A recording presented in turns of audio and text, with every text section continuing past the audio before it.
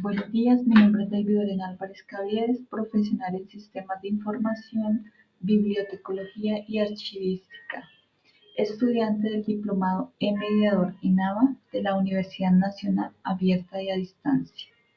A continuación me permito compartir la unidad número 3, comunidad de aprendizaje. El tipo de pensamiento que tomé fue el pensamiento creativo, que de acuerdo con Grimberg es la capacidad del cerebro para llegar a conclusiones nuevas y resolver problemas en una forma original. Y la estrategia que tomé fue el cómic, que es una estrategia enfocada al desarrollo de secuencias y argumentos desde una perspectiva visual y creativa. ¿Por qué tomé el cómic? Porque digamos desde el campo de la educación, el cómic es algo que me permite identificar problemas, identificar necesidades. Entonces, ¿qué pasa? Que esto lleva a que el estudiante tenga un pensamiento crítico, identifique las necesidades que se pueden estar presentando en su campo laboral y las posibles soluciones que puede dar al mismo. Entonces, en este cómic, eh, así brevemente, se puede identificar un usuario haciendo una solicitud de información a un funcionario y el funcionario, con muchísima amabilidad, le responde que buscarán su información y que se estarán comunicando con el usuario. Una vez se va al usuario, entonces el funcionario se dirige a la dependencia encargada o al área responsable de la información a pedirle su colaboración. Pero aquí es donde se pueden identificar diferentes problemas o necesidades que se pueden presentar en la entidad por una acumulación de información, porque no cuentan con herramientas en la entidad o simplemente porque tienen una acumulación de información que se ha convertido en un fondo acumulado. Entonces, esto hace a que el estudiante se identifique en lo que pasa en su trabajo, en su área, y a que tenga un pensamiento analítico de qué puede pasar o de qué soluciones puede dar. En este caso, las soluciones que se dan es la implementación de los instrumentos archivísticos y la aplicabilidad de la normatividad archivística que encontramos en la Ley 594 del 2000, que es la Ley General de Archivos. Encontramos el Decreto 1080 del 2015 y encontramos también la Ley 1712 del 2014, que es la Ley de Transparencia.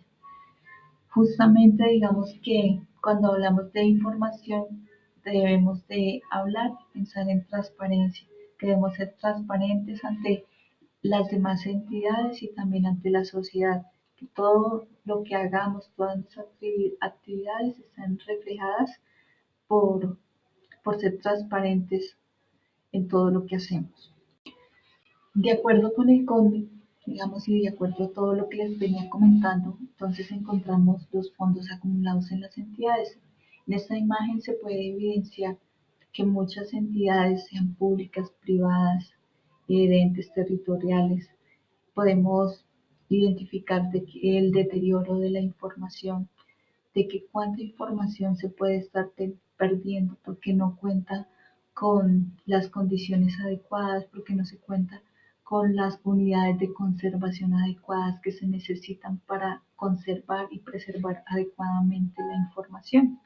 Todo esto nos lleva a la necesidad y de aplicar estas normas que finalmente ellas nos dicen qué debemos hacer y cómo lo debemos hacer. Por tanto, es muy importante la aplicabilidad de las normas.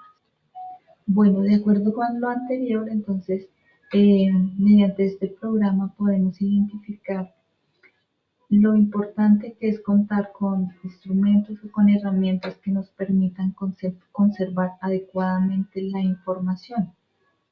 Entonces, ¿esto qué me permite?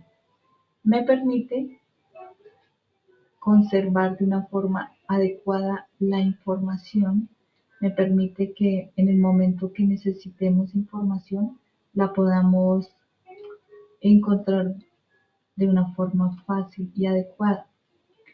¿Qué encontramos en esta imagen? Entonces tenemos un estante rodante. En este estante podemos conservar la información totalmente organizada, guardada en unidades de conservación como son las cajas y las carpetas.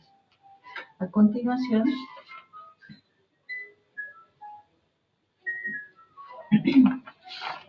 me permito presentar, digamos, cuando uno tiene herramientas adecuadas, entonces debe contar con lugares bien ubicados y adecuados para conservar adecuadamente la información.